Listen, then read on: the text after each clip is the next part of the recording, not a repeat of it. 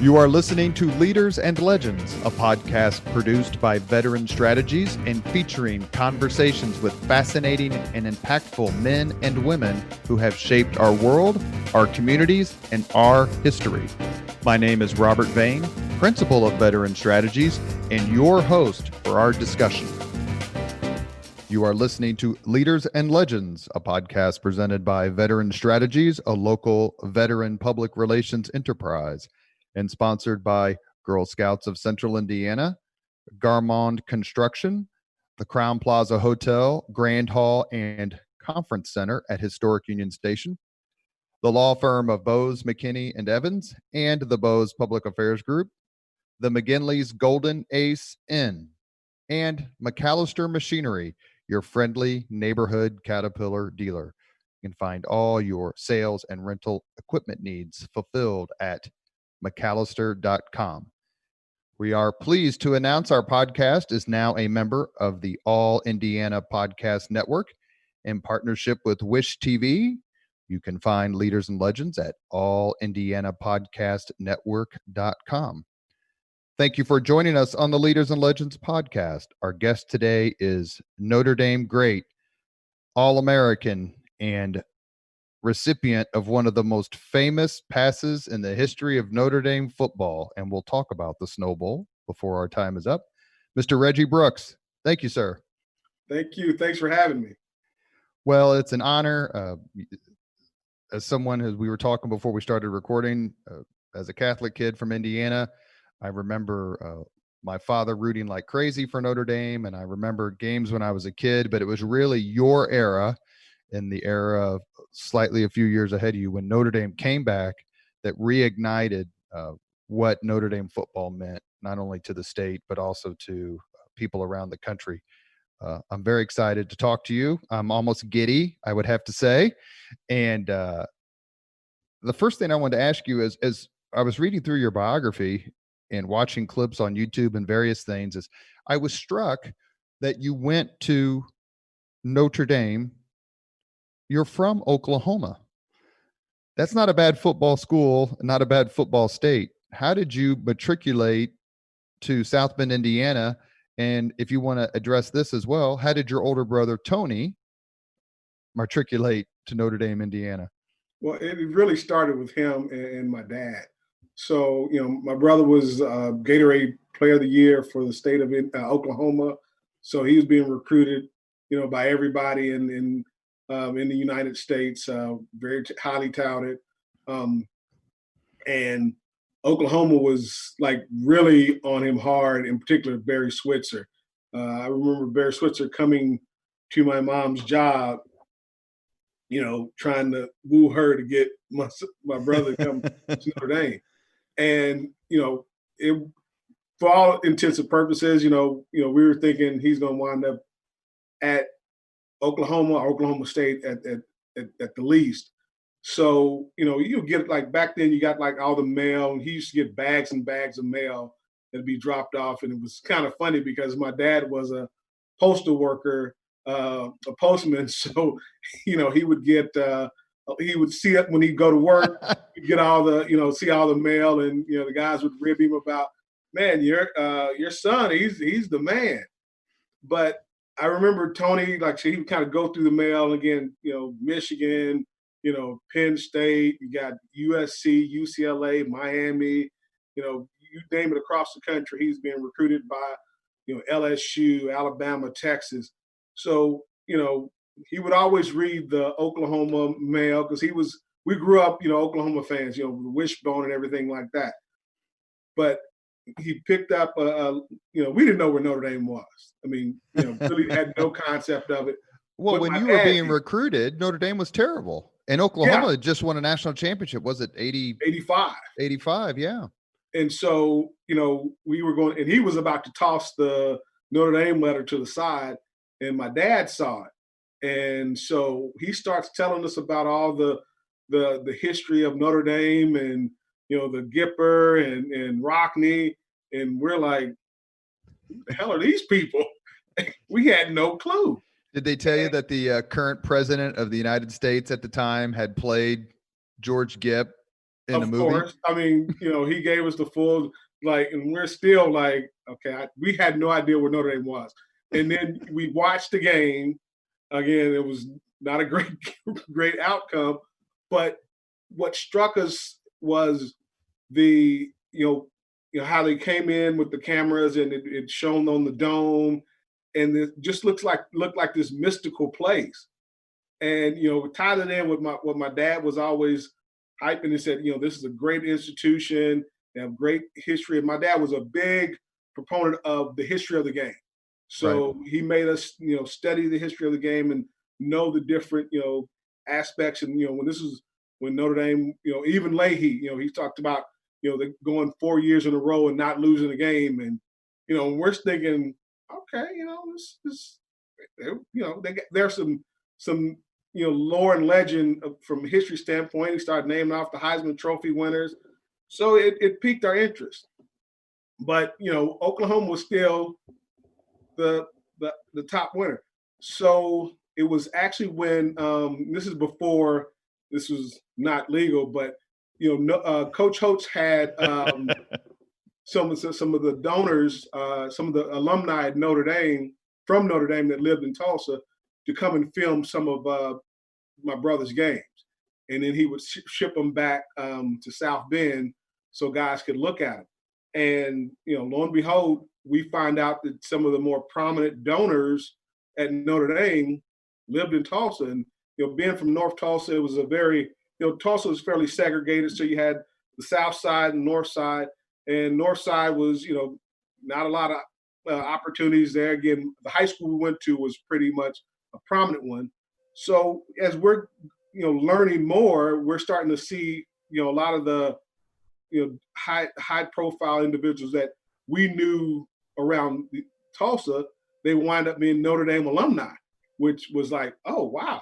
So and that was one of the things that kind of struck us, just the value and how widespread Notre Dame's name was, and the fact that it had such an impact on my dad. And he was like singing the praises of Notre Dame because of its history. Even though the drive from Tulsa to Oklahoma to Norman must have been, it couldn't have been that long, I'm guessing. A few hours maybe or less. A couple hours there. Now it's like an hour and like 15 minutes because the speed limit is much higher. So your parents or your father pushed Notre Dame, even though they knew, hey, we may not be able to see every game because it's so far away. Well, now that was the other thing. So when, that was kind of the thought, because it was like a 14-hour drive from Tulsa to South Bend. And, we, didn't have a lot of money. And, that's why we were going to go to school, was through athletic scholarship. We did go to a prominent high school, magnet high school, that was recognized nationally academically.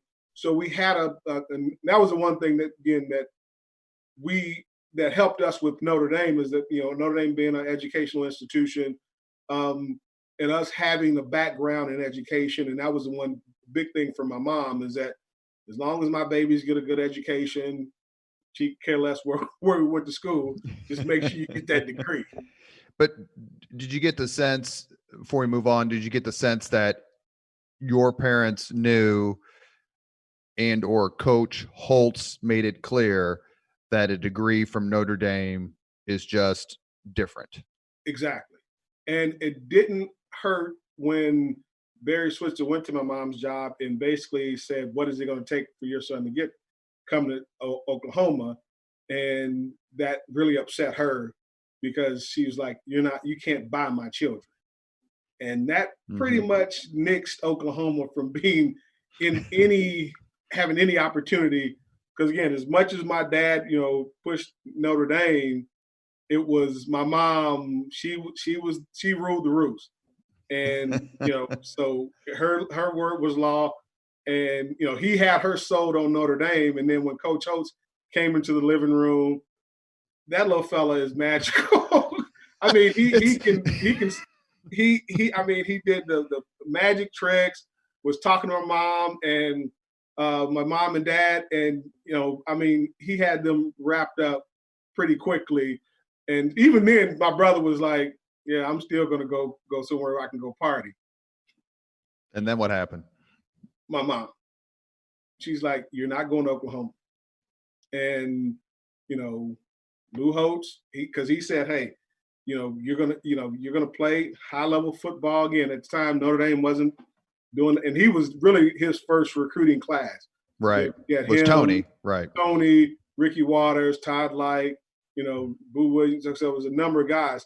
And that was the pitch. You're going to come play at a high level of football, but you're going to get an education from a well-renowned institution. And he kept pressing that issue, and that's what sold my mom. My dad was sold from the giddy up because of the lore and the history of Notre Dame. So Coach Holtz, your brother Tony, is he 2 years older than you or 1 year older? 2.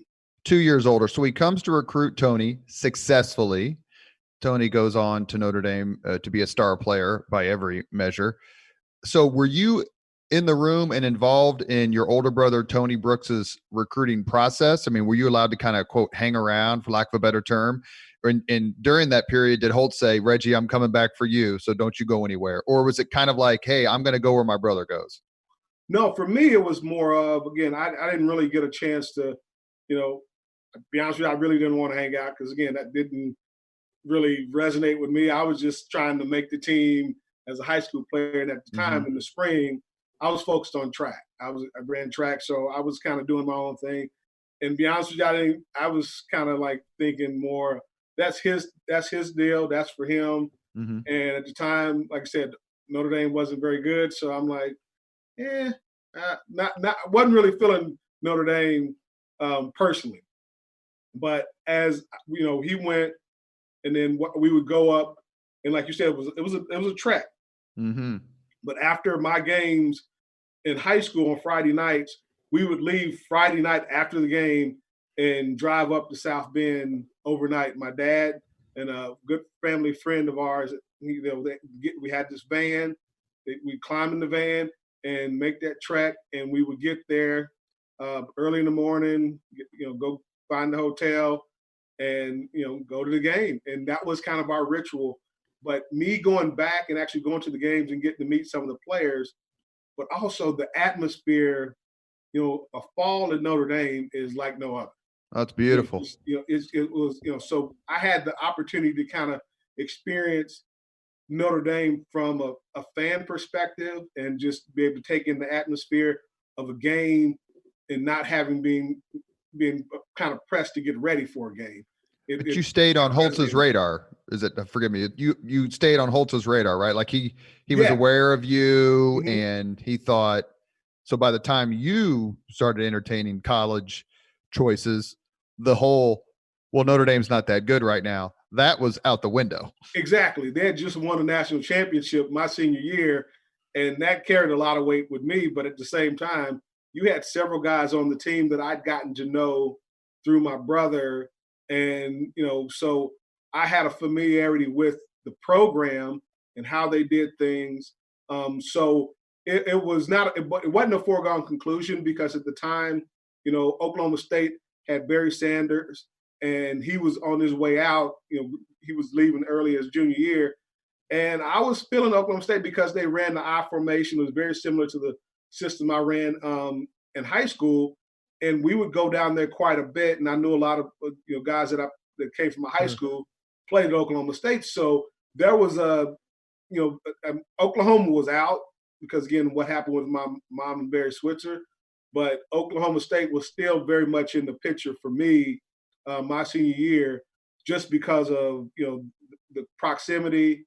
And, I was kind of a mama's boy. So, staying home close to home was not that, it was something, again, I felt Tony was going to leave no matter what. He was getting away from home.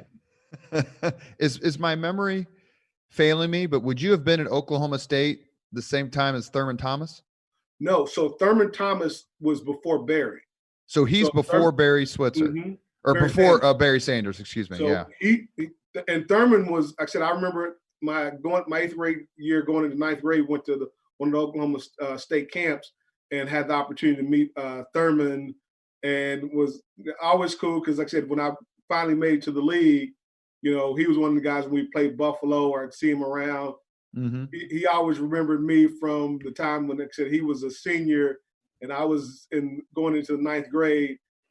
He was at the camp, and one of the guys that would talk to, they were recruiting my brother at the time, Mm-hmm. as a junior, but he did make some time for me, and we always had a mutual respect for each other because he was one of those guys that I looked up to coming out of high school. If you had to describe Lou Holtz, I'll give you 3 words, just 3. Which 3 would you use? Intense, demanding, and impatient. Impatient for improvement, impatient based on behavior. What did he win? Period. I mean, this guy could go from 0 to 100 in a matter of seconds. And what I mean by that is, like, you could be having a conversation and you're getting coached up, and if something goes just slightly out of what he feels it should go, oh my gosh, he just explodes. He was not very patient when it came to, making mistakes. And this is in practice, let alone a game. I mean, but that intensity and that drive to say, hey, he was always looking for that perfect practice. And he was very demanding. I mean, constantly. He was pressuring you, pushing you, demanding more of you in practice. So when we got to the games, that was a break. We got to a game, we could actually relax at a game versus practice. I think players have said that. We had Ray Tolbert, if you've ever heard of Ray Tolbert. He was captain of Indiana University's 1981 national championship team, Mr. Basketball, and here in Indiana, first-round draft pick. He said that. He goes, man, games were easy compared to practices under Coach Knight. Like, we couldn't wait to actually get out there to play because, then we could kind of do our own thing within the framework of a team concept. He goes, but man, in practice, he's constantly stopping it. And, Coach Knight's known to be a little excitable. So Lou would we'd do 24 periods. So it was 24 periods of 5 minutes per period. So 2-hour practice. And so you would go, and they said there was, practice was scripted out from individual, even from warm-up. So calisthenics to individual to one-on-ones to 7-on-7 to indoor, and in certain pockets he would have, like, we always had 2 special teams periods of 15 minutes per. So 30 minutes of the practice was focused on special teams. So you get to a point in practice where we would get to inside run mostly, because he was, he always said 3 things can happen when you throw the ball and 2 of them are bad. So he would really focus in on the run game. And if that's not going well, everybody's going to be miserable. So he would either roll practice periods back. So you can get to practice period 14, and he would take you all the way back to period 6. And you're starting from period 6, like you go all the way to 14, go back to period 6 or 8, and then you have to go get to 24.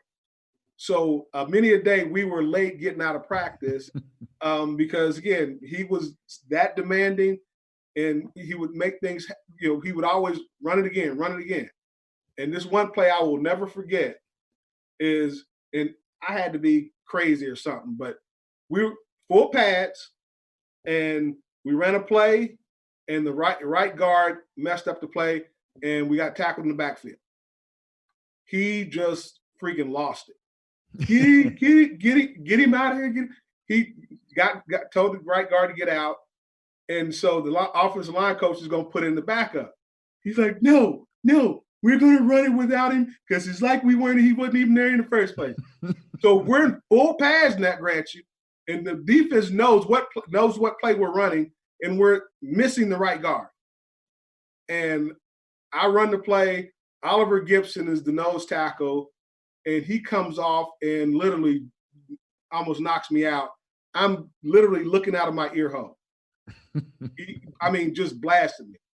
And it's like, and I think back now, it's like, why would I run that play knowing the outcome? And it just, you would find yourself doing things that you wouldn't normally do because, you wanted to make sure that you did your very best. And again, it was for the guys you played with, your teammates. How do you do better for them? And this is practice. But I know one thing, I never had to worry about that in the game. Well, let me ask you one more question about kind of Holtz and recruiting. You heard, or you've read a lot of recruiting pitches.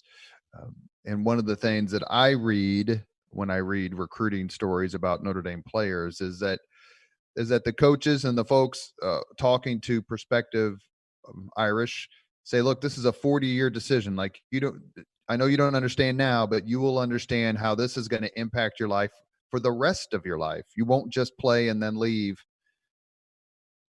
Did that come true? Are you a living embodiment of that recruiting promise? I would say so. And Coach Holtz was very big on, and he'd tell you, a lot of you guys, but this is after you've signed your letter of intent. So I don't know how. So he'd tell us, like I said, first, when the freshman freshman would come in a week before the upperclassmen, and he said, a lot of you guys are not going to like me. A lot of you guys are going to hate me, but you will thank me when you get that degree. And 18, 19 years old, you're like, yeah, whatever. I'm here to play football. Mm-hmm. But it has been such a blessing because I almost left Notre Dame.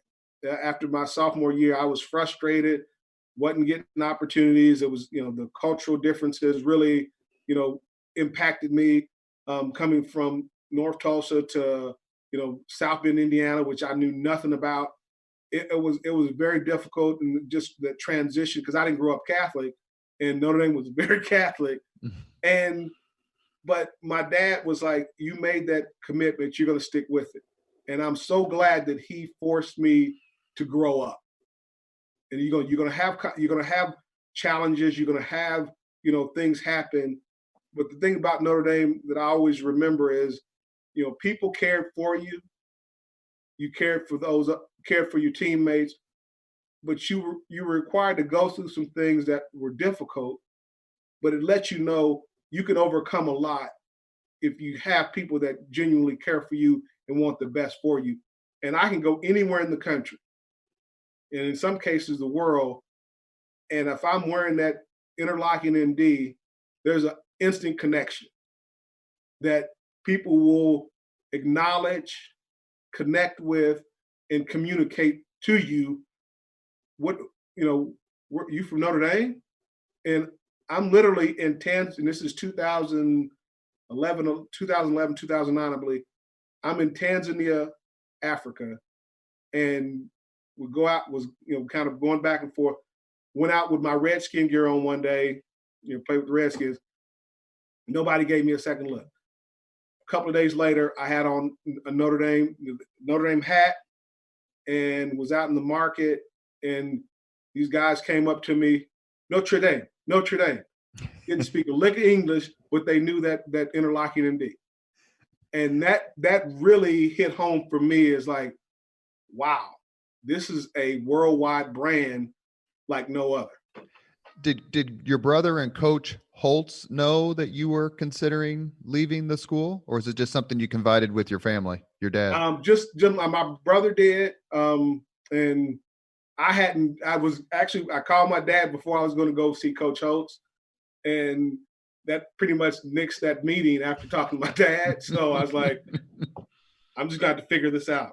And what would Coach Holtz have said to you, do you think, if you had gone to see him? Oh, probably the same thing. It's like, hey, I'm going to continue to challenge you. And he probably would have given me my walking papers. Because again, if you were not mentally tough, you're not going to survive under Coach Holtz. Plain and simple.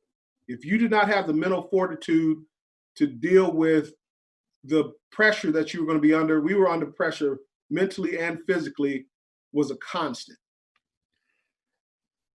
And this was a question I was going to ask you later on in the podcast, but I'll ask you about it now. Do you think one of the reasons why Coach Holtz may have just said, okay, Mr. Brooks, you do what you got to do, I'll do what I need to do, is because of the amazing talent that Notre Dame had in the backfield and on offense in those years. And I think one of the most remarkable aspects of your career is how you stood out and did so well in a backfield with people like Jerome Bettis. Well, and that was a good thing about it. It's like, you had such a respect, and it was a joy to play with Jerome. And then, like I said, it was funny because, like I said, our backfield, and I don't know if this is still true to this day, but we were the all rookie backfield in the NFL in '93. So myself, Jerome, and Rick Meyer were the two rookie running backs and the rookie quarterback that were on the all rookie team coming out. And that's not by coincidence. I mean, we know about Jerome and his legendary capabilities and his ability, he's just and not only a phenomenal football player, but a phenomenal person.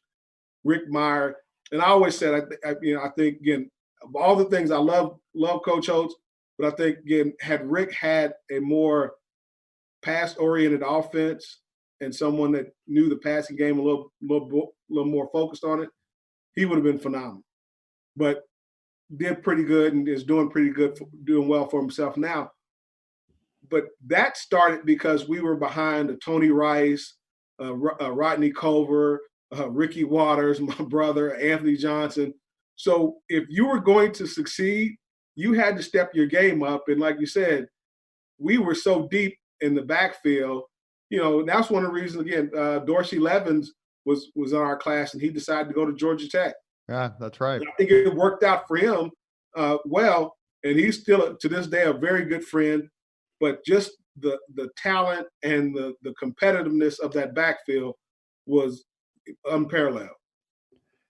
You are listening to Leaders and Legends, a podcast presented by Veteran Strategies, a local veteran public relations enterprise, and sponsored by Girl Scouts of Central Indiana, Garmong Construction, the Crowne Plaza Hotel, Grand Hall, and Conference Center at Historic Union Station, the law firm of Bose, McKinney, and Evans, and the Bose Public Affairs Group, the McGinley's Golden Ace Inn, and the Irish at the best Irish bar in the state.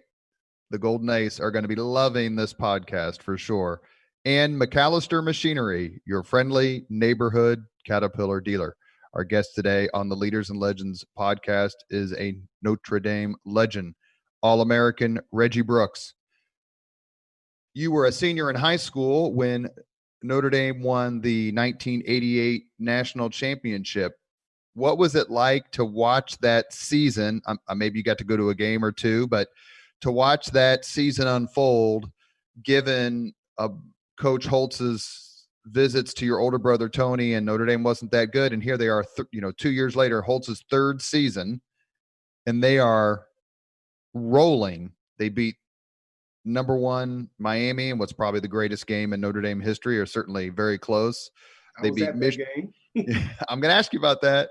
They beat Michigan on a bunch of Reggie Holt field goals. They beat number 2 USC at USC, and then they beat West Virginia in the Fiesta Bowl, and they were ranked number 3. Holtz comes and visits. Notre Dame's not all that great. Just a couple of years later, they're the talk of the country. What was it like to watch that season, and what was it like to talk to your brother about that season? It was magical. I mean, said my brother was one of the leading rushers on the team at the time. And again, I had the opportunity the year before. So, and to see how this team came together and got to see the players and people talk about the offense, but that defense was pretty darn good too. You had Wes Pritchard, Ned Bokar, Michael Stonebreaker, Boo Williams, Pat Terrell, Chris Zorich. Todd Light, Chris Zorich. I mean, you look at that defense, and that was one of the things we would, I had the opportunity to go up and watch a few practices in the spring, and just the intensity of the practices. And this is spring ball, and you're talking about thumping. I mean, they were going after it, and they would do one-on-one, did ones versus ones. Wow. And, you look at that offensive line, you had Chuck Lanza, you had Andy Heck, then Tim Grunhart, Mm-hmm. Dean Brown. I mean, they had some horses up front, and just watching those offensive, defensive lines go at it, I mean, that was something to see. You said you were at the famous 31-30 victory. I think it's at October 15th, 1988, where Notre Dame beats Jimmy Johnson and the I don't know if powerhouse is quite the term, but it's pretty darn close and maybe understates it. Defending national champion Miami Hurricanes. It's the subject of a 30 for 30, which is available on your Amazon if you want to watch it, called Catholics versus Convicts, that centers on a t-shirt, controversial t-shirt that was part of the lore that day and ever since. But the game itself is absolutely magnificent. And you were in the crowd. I actually got it, and again, I was there on an unofficial visit. I got to come again. Like I said, we would, we play Friday nights and hop in the van and drive all night to get up to South Bend to watch the game. And so I had the opportunity to be on the sideline when the fight broke out, which just was the pregame fight. Mm-hmm. Yeah. So in the tunnel, I mean, that got you so hyped, because that was the thing about Miami, was very much about intimidation. They would come in and, just say, hey, we're going to take control and show you that, we're physically, and try to psych you out. That was not going down that game. And it was funny because I remember, Rocky Abismal, great return man and great receiver, getting there fighting and scrapping it up, Tony Rice. And I'm like, wow, that's the quarterback of Notre Dame. And nobody was backing down. And that just set the tone for that game. I think everybody's trying to get behind Zorich. Like, Zorich, you just take on that whole team. I think you'll be fine. But that's the thing about it. It was like T. Rice was like right out front, Stan Smagala. It was like, and again, you knew what Miami was trying to do. They were trying to intimidate the Notre Dame team, because again, about a couple of years before, Miami had throttled Notre Dame like 58-6 or some crazy number. And, they were thinking that this is the same soft team. No, completely different mindset, completely different focus. And there was just this intensity. And to be honest with you, that really lit a fire under Notre Dame and saying, okay, you think you're going to come in our house? There's no way. Had you decided, you said it was an unofficial visit, so you hadn't committed yet, if I'm getting this correct. So how much, or if, did that one game solidify your Notre Dame choice? It had a major impact, because again, for me, it was always about the team, and to see guys come together for a common bond, a common goal, just really resonates with me. Just seeing guys saying, hey, we're not about, one person or a couple of stars. This is about us being there for us and setting the tone of, because football to me is the consummate team sport. It requires 11 guys, whether you're offense or defense, to execute at a high level and to be on the same page to have success. And that requires 11 people working together constantly. Each play requires 11 guys to bond together, come together, and execute a play. And, for those 6 to 8 seconds, everybody in unison, it's something about that just resonates with my spirit that says, when you can do that, when you have people that are that willing to get outside of themselves and focus in on the bigger picture and step up, and, like an offensive lineman, they're not there to be seen. They're there to block. and it's not about them, for everybody to work. And like I said, we had some of the toughest receivers and some of the best receivers you'll see, but they were downfield blocking. I remember, like I said, Jerome Bettis, being out in front blocking for me. And so he said, seeing some old film of me blocking for him. Rick Meyer jumping out there on reverses, blocking. Doing the little things every single play so that we can be successful. Lake Dawson was a terrific blocker. Oh my gosh, we called him Bam Bam. I mean, he would take defensive safeties and defensive backs and like lock up on them and drive them in the ground. I've never seen anything like that in my life. A really good friend of mine, and one of the best guys I know, quite frankly, his name's Charles Roach. He's an attorney who graduated from Roncalli in '85, then went to Notre Dame. And he was at that game, the 1988 game against Miami of Florida. He said it's the single greatest event in his life other than the birth of his kids. I think that's how he described it to me. Wow. He said the atmosphere of that game was just simply like nothing else. Notre Dame has so many aspects of the game day experience. The walk, obviously, the Hesburgh Library, which is Touchdown Jesus, the Golden Dome, of course, the Grotto is my favorite place. It's absolutely beautiful. And then the bookstore, which will bankrupt you if you don't go in there with a plan, then you will leave with a significant injury. But was that game, and you've been involved in some incredible games, which we're getting ready to get into about your career. Does that game still stand out to you, even though you were not a participant? Yes. I mean that, and seeing other recruits there, and just seeing the hype and the bravado of Miami, and then you see this Notre Dame team that, again, everyone was like, okay, this is Miami. They're gonna come in and just roll right through them. And I mean, not one person took down. I remember, like I said, even little Reggie Ho was like, let's go. He's not going to bust the crate, but even he was jumping up and excited to see and ready to play. So you knew this game is going to be electric. And don't get me wrong, Miami did not, wasn't backing down, but it did give them, I would say, a little pause that, okay, these guys are for real. And so I think it had a respect factor for the Notre Dame team. And that documentary, the Catholics versus Convicts documentary, I think it was either Leon Searcy or Steve Walsh, the quarterback. Either one or both made the point that one of the first things they noticed was how much better the Notre Dame defense was as to compared to previous years, particularly Zorich as a disruptor on the line. Mm-hmm. No, this man had just these humongous hands. And this is the one like I said, the things that Coach Holtz, from a recruiting standpoint, was huge on. He was very much about the importance of speed. So he would take, and it was similar philosophy of Jimmy Johnson. You take linebacker, make him a defensive lineman.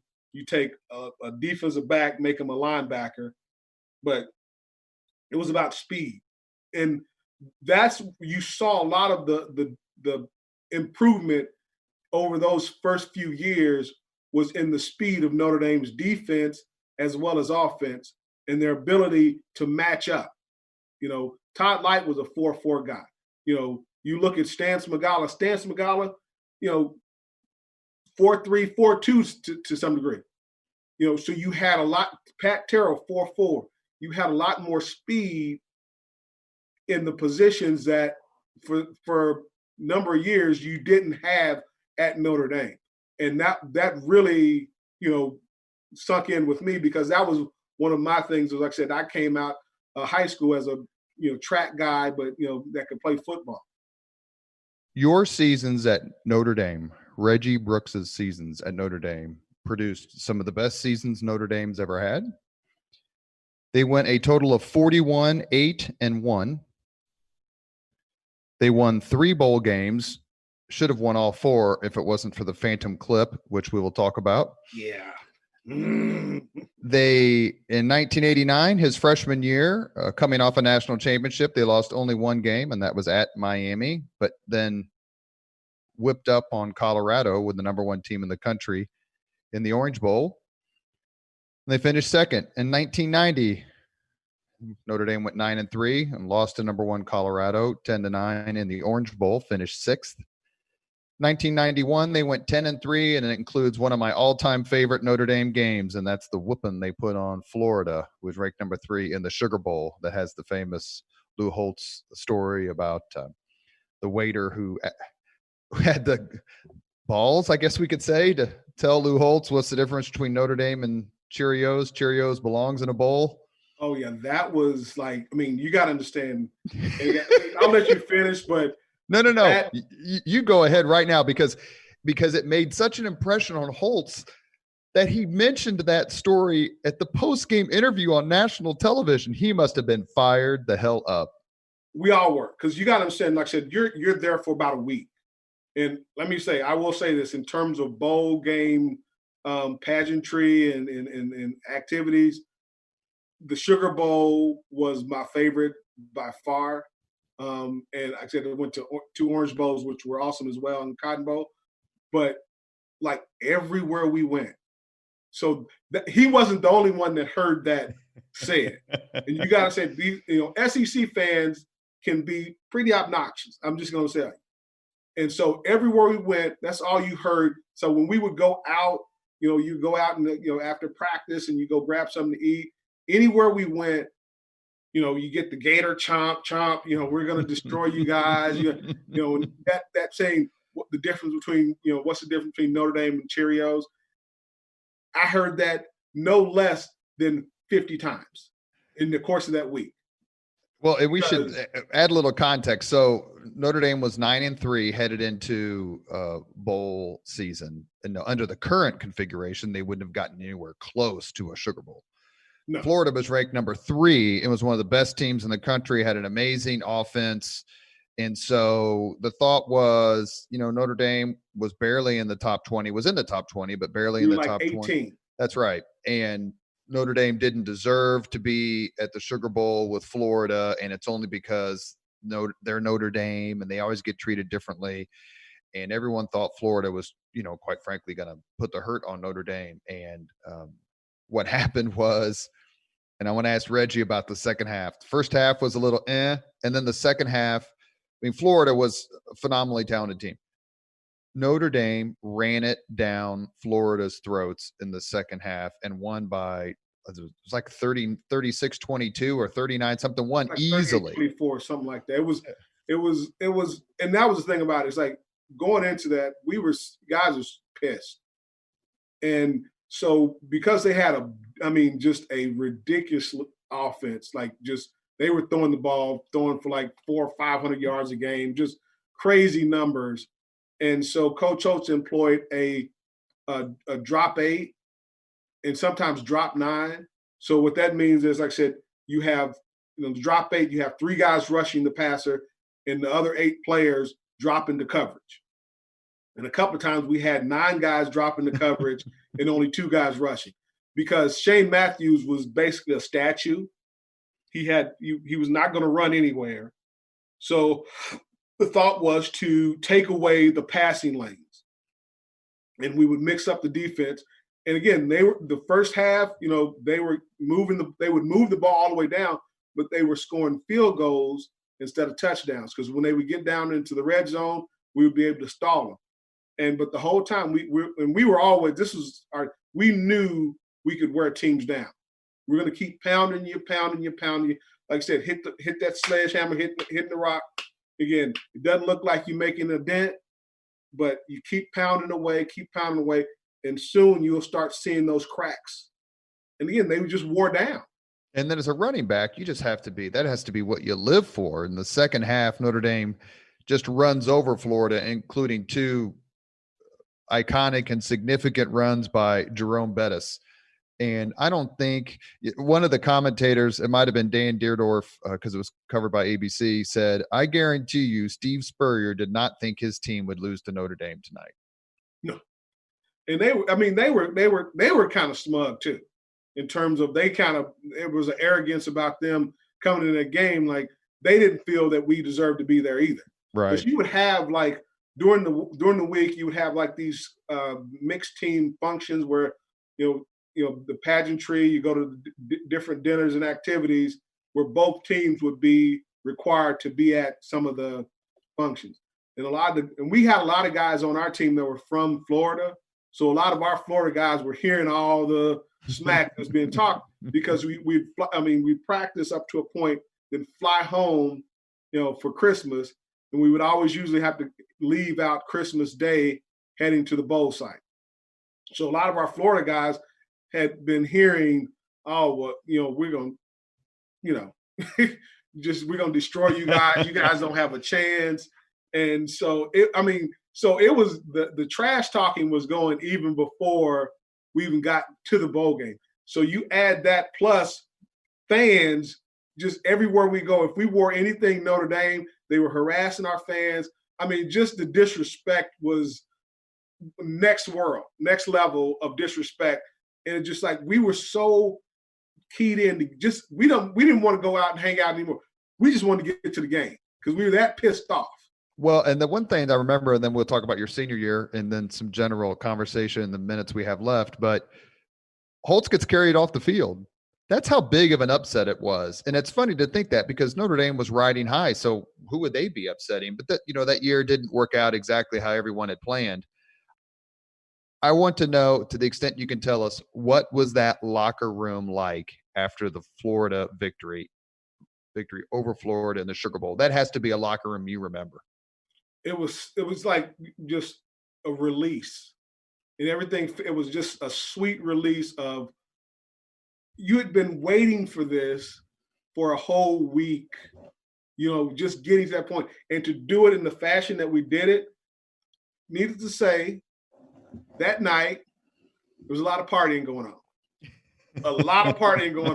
So we left, New Orleans with sweet victory. And again, we couldn't wait to get into the locker room after the game so we could say, okay, hey, where are we going? Because we wanted to see those same fans that was talking all that mess all week long so they could hear. So who belongs in the bowl? I hope you let them have it. Oh, we did. We did. Reggie's senior year is one of the greatest years, individual years especially, but a terrific team year as well.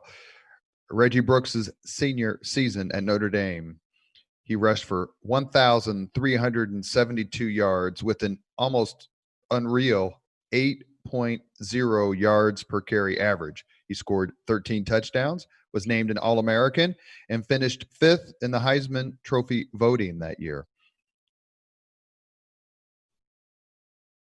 Do you look at 1992 and think about how great it was individually and in terms of a team? Or do you look at that and go, frickin' Stanford, how the hell did they beat us? You had the tie against Michigan, which, I remember that's something we're going to talk about with the touchdown, but I remember Holtz going off on the sideline reporter, John Dockery, because he had the temerity to ask him about a tie. But, okay, you tie Michigan at home. Okay, that happens. Michigan was a great team. But you lose to Stanford, and that's the real only blemish in a terrific Notre Dame year. And this is where, I'm trying to be better about this. But the Stanford game that entire season, not like I said, not the game, the run against Michigan, not the catch against Penn State. It's the loss to Stanford that resonates the most with me, because again, I wound up getting a hip flexor. So we were up the first half, and I played through the first half and then got injured, and I just always felt like, why couldn't I get back out there and help my team? I felt like I let our guys down, and just have to sit and watch things go, the fumbles, the interceptions, the bad things that happened in the second half, and not being in a position to do anything about it was just crushing, and that was, you always talk about think positive. That of all the things that happened in that season, that just hovers and sits on me to this day. I just felt like I let the team down because I wasn't there for them, because that was something that always, like I said, resonated with me. We were always there for each other. One of the things that's come through, and we've talked to several athletes, and we just recorded a podcast a few weeks ago in chronology with the airing of the podcast with 3-time Indianapolis 500 winner Johnny Rutherford, who's was a terrific, generous interview. And he liked to talk about his victories, and he enjoyed, walking down memory lane. And then I asked him the question that I ask all athletes of his stature and yours is, if you close your eyes, what comes to your mind first, the games that you won or the games that you should have won? Or in his case, the race. And he immediately took off about the I think it was 75 Indianapolis 500 that he thought he should have won and lost. That was the first thing he mentioned.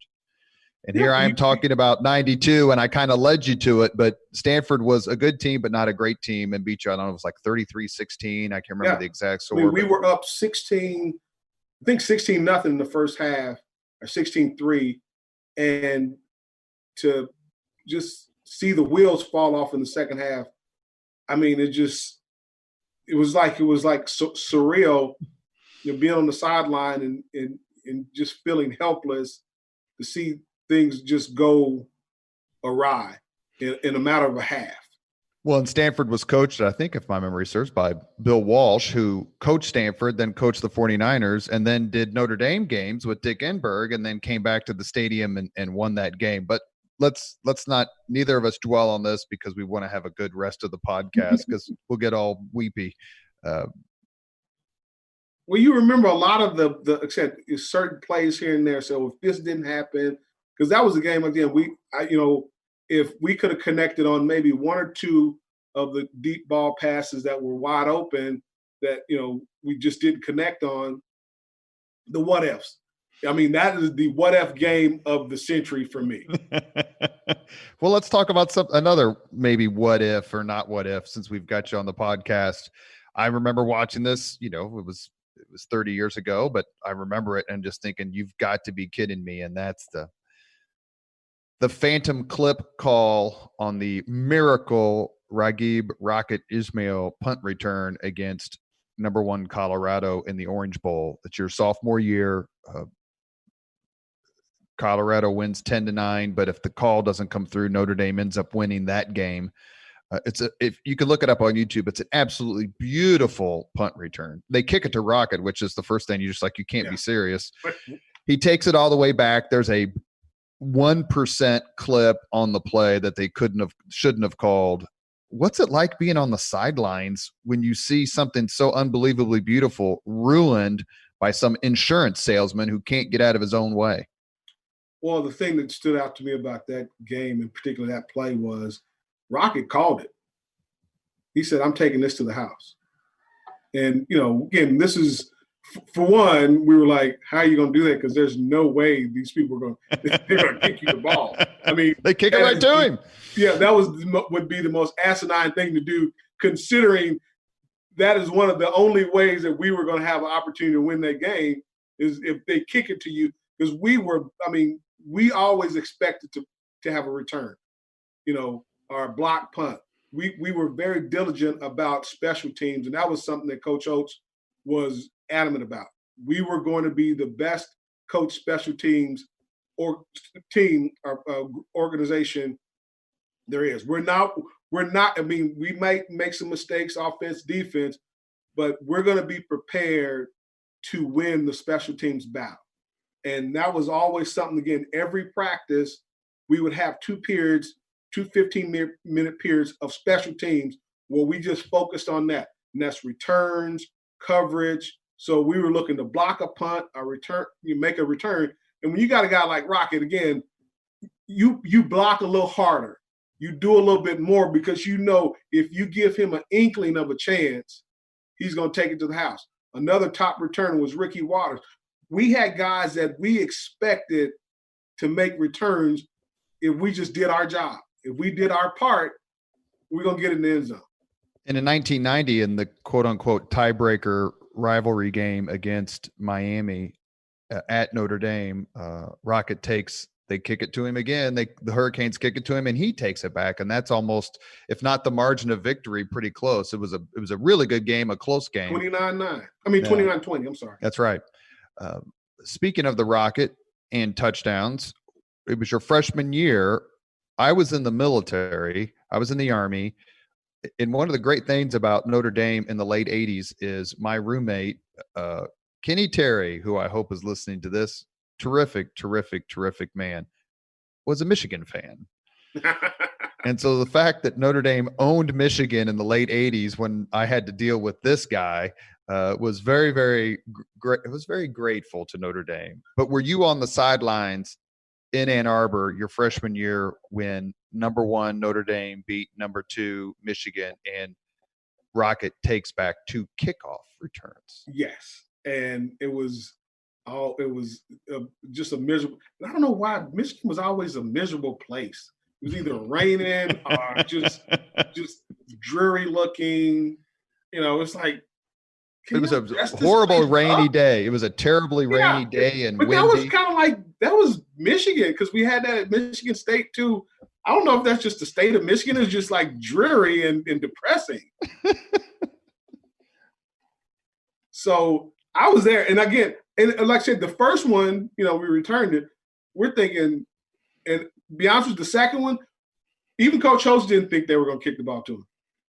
And it was like the first Schembechler had been there 23, 22 years, 20 years. I mean, he'd started there in the 60s, right? But no kickoff return against the Michigan Wolverines in Schembechler's entire tenure as coach until Rocket Ismail took back 2 in the same game.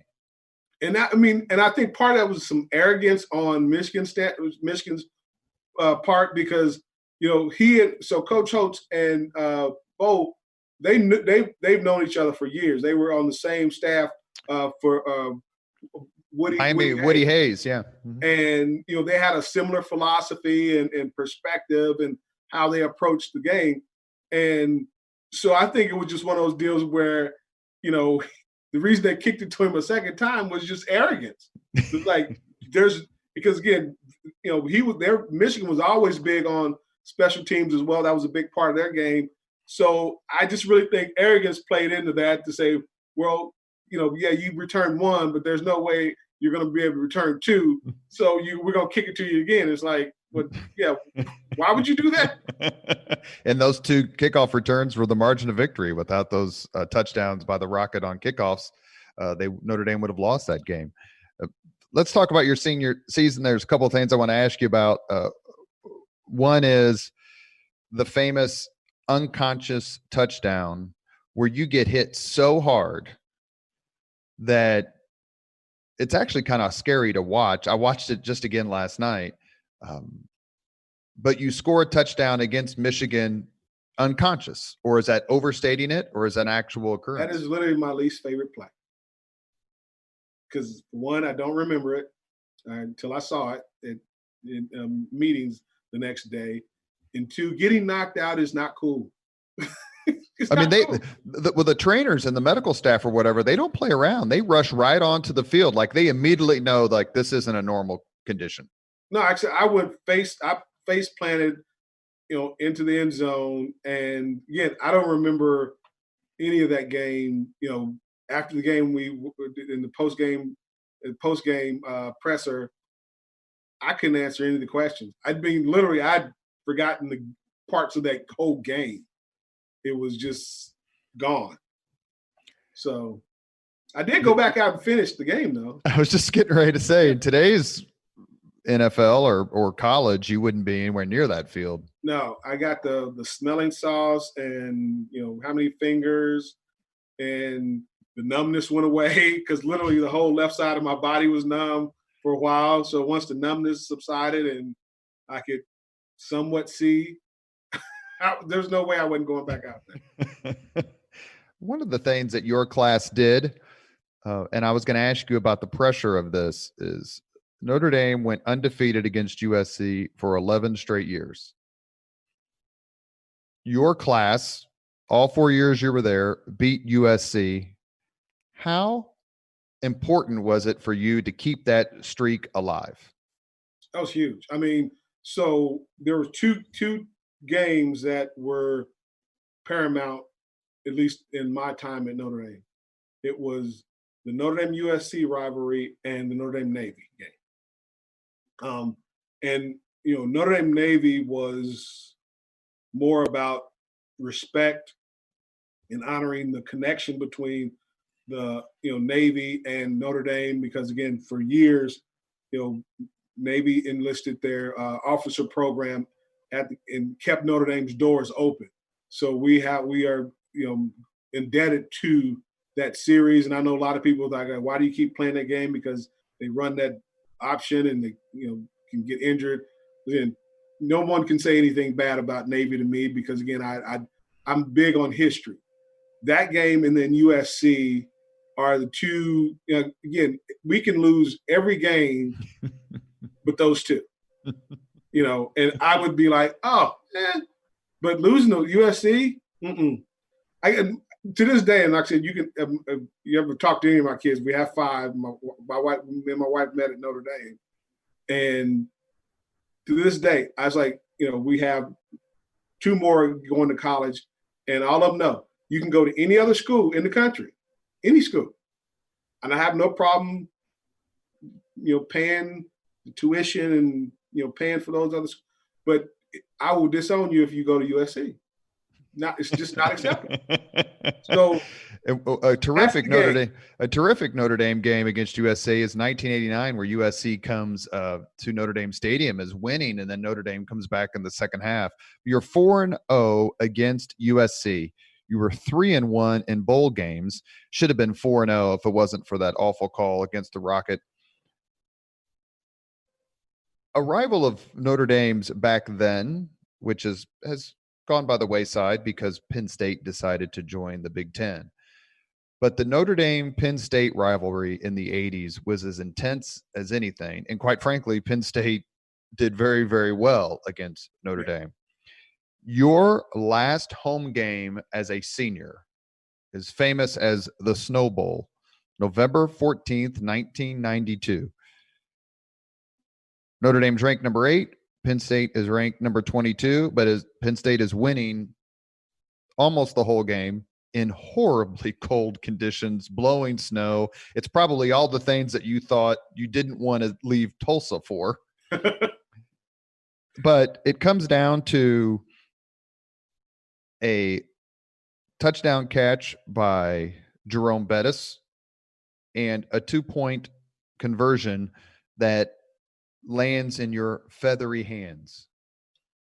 Well, everyone thinks Reggie Brooks can't catch. No, one of the things I learned in doing research for this podcast, Reggie Brooks can catch. Reggie Brooks can't see. Yes, that is. Please tell that story. So I wore glasses to class, and I wore contacts, when playing football, because again, goggles, I wasn't gonna do the Eric Dickerson thing. I just couldn't do it. Did not like that look. So I wore contacts in the game, but in practice I wouldn't wear my contacts because they irritated my eyes. So I was like, again, this is kind of like the whole thought of running a play with no right guard. Well, do I really need contacts while I'm practicing? You kind of do, considering, if you're going to be a part of the offense, part of that offense, you're going to get the ball thrown to you. So you might want to be able to see. So it never dawned on me that it would make sense to wear contacts in a game so I could see. Why? Don't ask me. I do, to this day, don't know why I didn't wear them. I just didn't. I didn't think anything of it. I never told anybody. I just didn't wear them in practice, but I would always wear them in the game. And, I would miss balls in practice. And again, we were a running team, so I didn't really put a lot of stock in the passing game because I knew we were going to run the ball. So it's like, hey, so I was never a primary receiver in any pass route. I was out there very much more decoy than anything else. And like I said, my only other catch was in a game was against Navy, and it was for a touchdown. It was a seam route. So when I wore my contacts, could see great. And when I didn't, not so much. And so it was like, and I didn't even think about it until Coach Holtz, after the game, he gets up and says, he has hands of stone. And I'm like, what? And because again, you practice, was a different deal. It really didn't resonate that, I didn't have my contacts, so I didn't really mention it. So I was actually not in that progression of the 2-point conversion. Literally, and Aaron Taylor will tell you, Aaron Taylor, one of the most dominant offensive linemen that we had, said he's the reason I caught that ball because he missed his block. I don't know why that would be your claim to fame. It's like, hey, I was the reason that we got that 2-point conversion because I didn't block my man. Well, Notre Dame's losing the whole game. They, with less than a minute left, they go down to Penn State's goal line.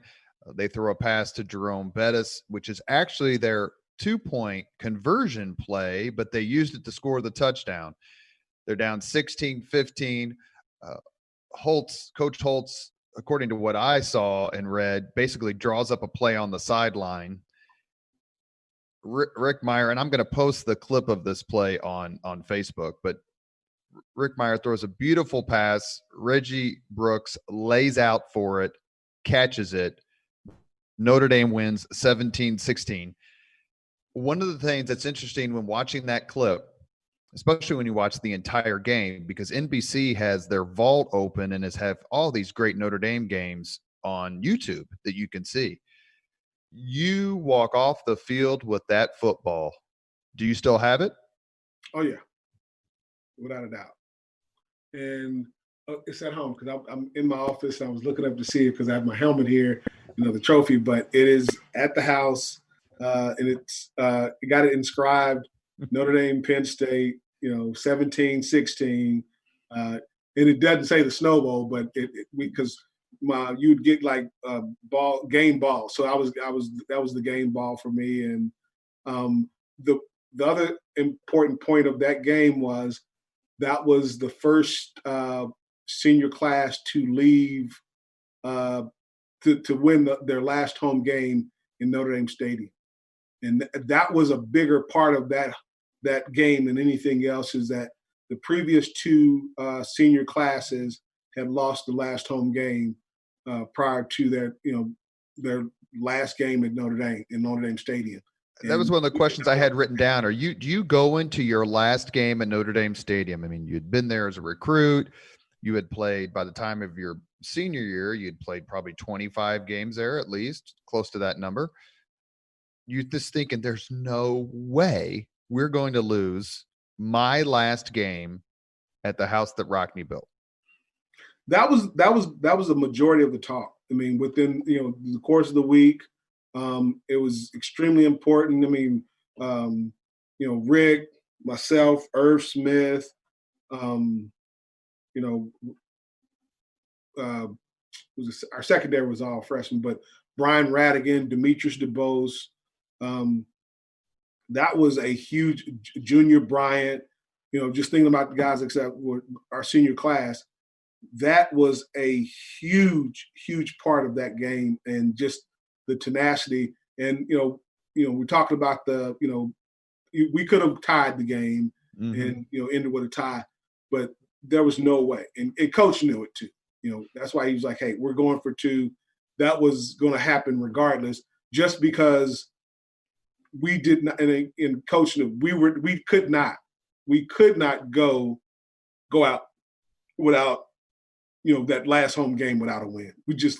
That was something that we just stuck with us because we were a part of those teams of the previous 2 years, and to see and not be able to send that senior class out on a high note, we just couldn't allow that to happen. You go on to crush number 3 Texas A&M in the Cotton Bowl. You finished 4th. But in looking in the few minutes we have left, 2 of the most famous plays in the history of Notre Dame football happened in the exact same corner of the exact same end zone. What did Pat Terrell ever say to you about, hey, you trying to take my spot? No, I said it was you see it.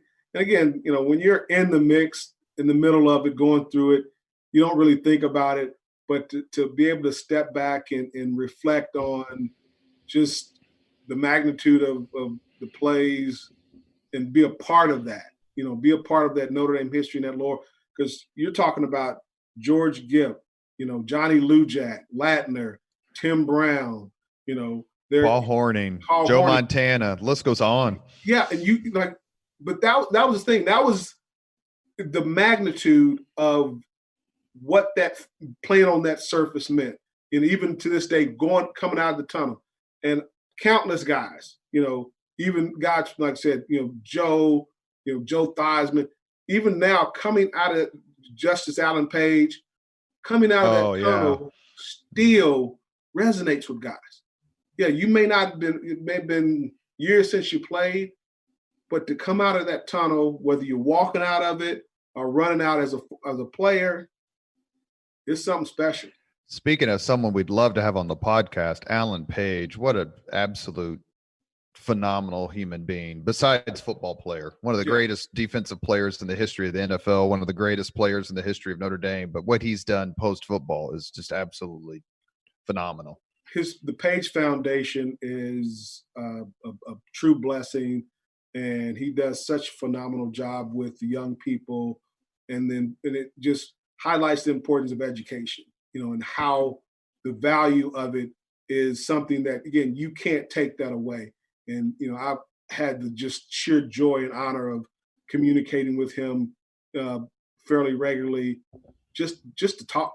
I always kind of be like, wow, because I can call up, a Leon. I mean, I can call up a John, Latner. I can call up John Hewart, and it just, I was, texting with Joe Montana, and when you're doing it, you're like, because again, with my role, it's about outreach and make sure guys are connected. But that's what's special about Notre Dame. It's the people, and these are the same individuals that are just icons. But to have the ability to speak to them on a personal level and just get to know them as human beings, you get to see a different side of them that, humanizes them, but also lets you know, this is what I'm a part of. And it must have been important as maybe not when you first go to Notre Dame, but as your career progresses at Notre Dame, to be conscious of that legacy. And I'm going to say it because this is how they would say it in the Army, right? Like, don't be a knucklehead. Like, you do understand that if you're here, you're representing Tim Brown, you're representing, Bob Golick, you're Joe Montana, Dave Casper, Alan Page, Bob Kuchenberg. I mean, too many, Joe Theismann, too many people to name. Does that not weigh on you, but is it something that you factor in? You're like, look at the people who came before us, what they mean to the community at large. And I can add to that legacy, and I want to. That's exactly the point, is like, you don't want to let those guys down because they set a standard and it's not so much that you have to live up to it. Just don't bring it down. Don't be the one to cause shame or bringing that legacy down. And it's not so much a pressure as it is an honor, and it's not just the former players. I look at Father Hesburgh. Exactly. And what he has done, what he did for so many, that was a part of the fabric of Notre Dame as a community. And being a part of that community goes beyond playing a game. Because in the end, that's what you're doing. You're playing a game. But life happens.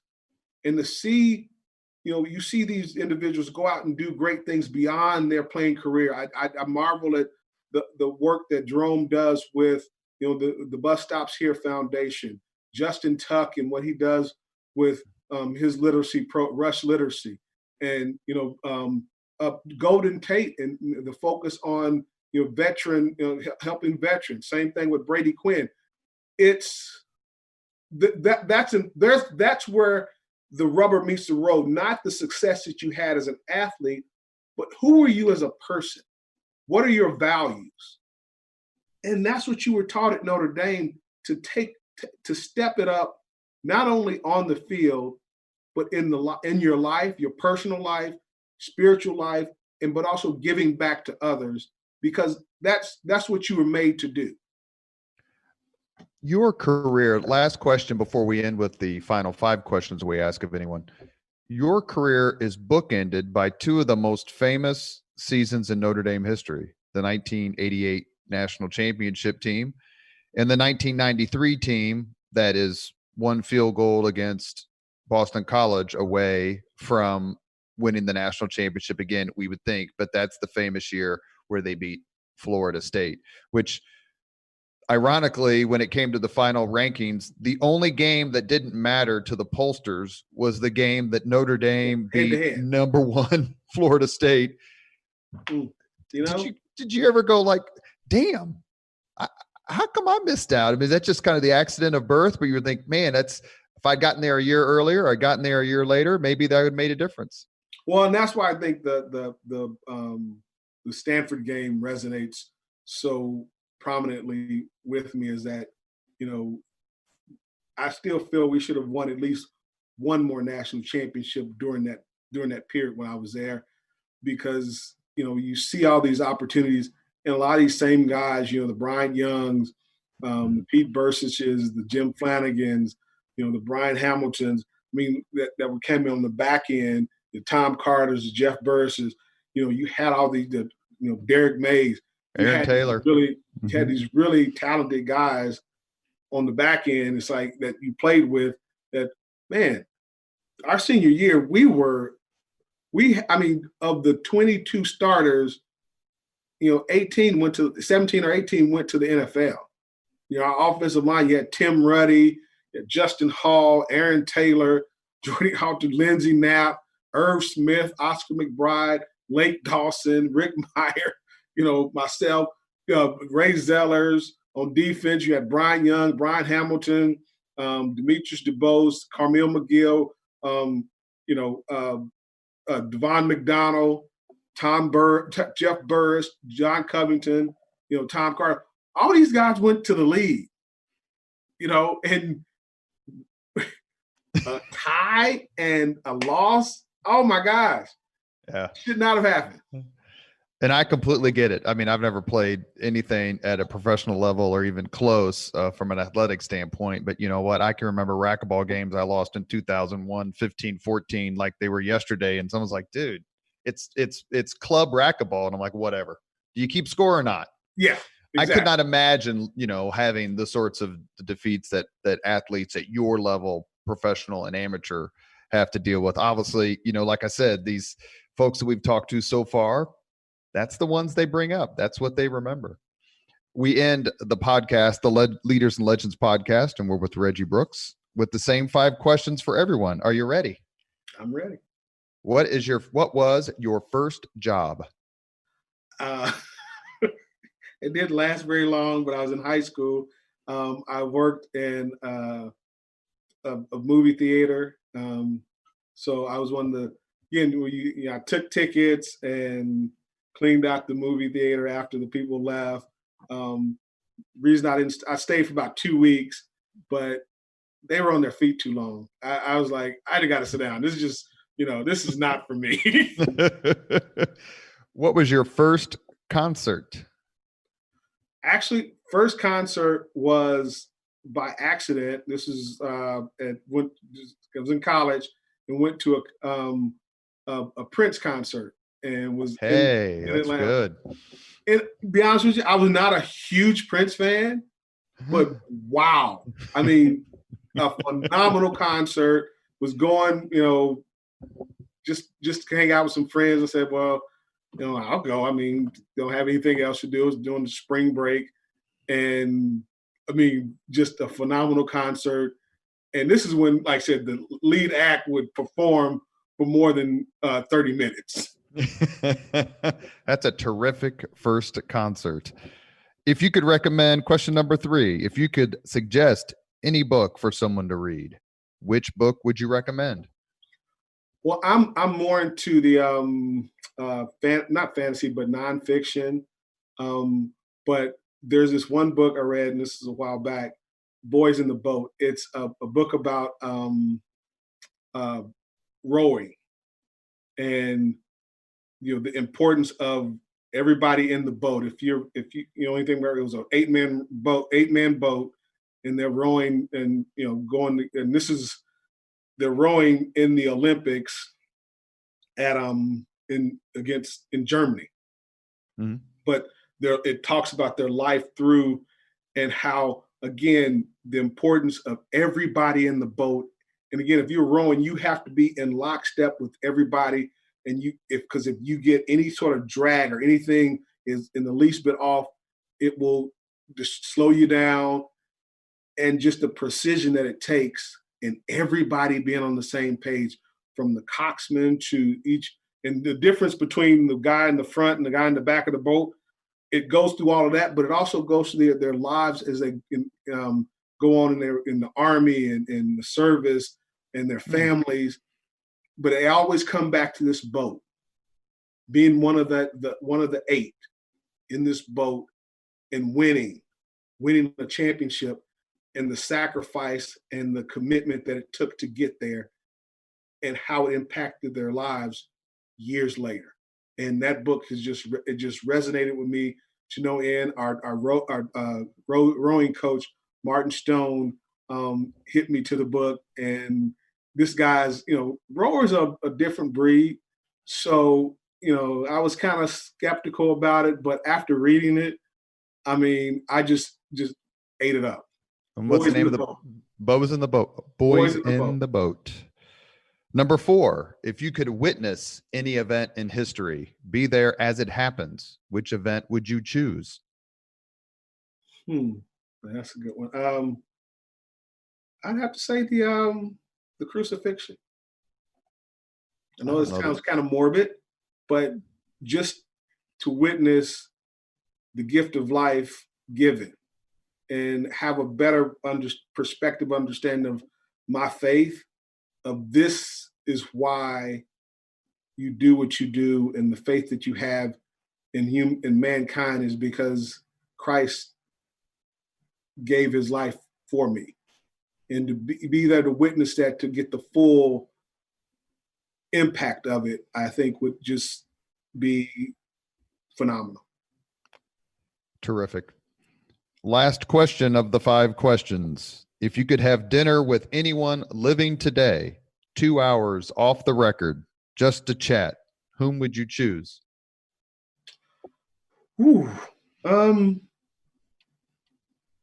Actually, I would say Michelle Obama. I know she just her strength, her quiet confidence, and just her intelligence, and just hearing her speak, and her humility as an individual, her focus as being a mom, and the importance of not wanting to be in the limelight. I always, you have people that like to be in the limelight. That was never me. But to talk to somebody at such a high level, but that maintain their humanity and compassion and dignity, it always, something that's always resonated with me, and someone I'd love to just talk to over dinner. You have been listening to Leaders and Legends, a podcast presented by Veteran Strategies, a local veteran public relations enterprise, and sponsored by Girl Scouts of Central Indiana, Garmong Construction, the Crowne Plaza Hotel and Grand Hall and Conference Center at Historic Union Station, the law firm of Bose, McKinney, and Evans, and the Bose Public Affairs Group, the McGinleys, Golden Ace Inn, and MacAllister Machinery, your friendly neighborhood Caterpillar dealer. Our guest today has been All-American and Notre Dame great, and I guess I should say, because we didn't get to ask you about this on the podcast, 2-time winner of the Madden Bowl, Mr. Reggie Brooks. Reggie, it's been an honor. I loved every second of it. I wish we could talk for a much longer time. I have so many more questions, but I know we both have other things to do. You've been very generous with your time. Thank you for being everything that Notre Dame is all about.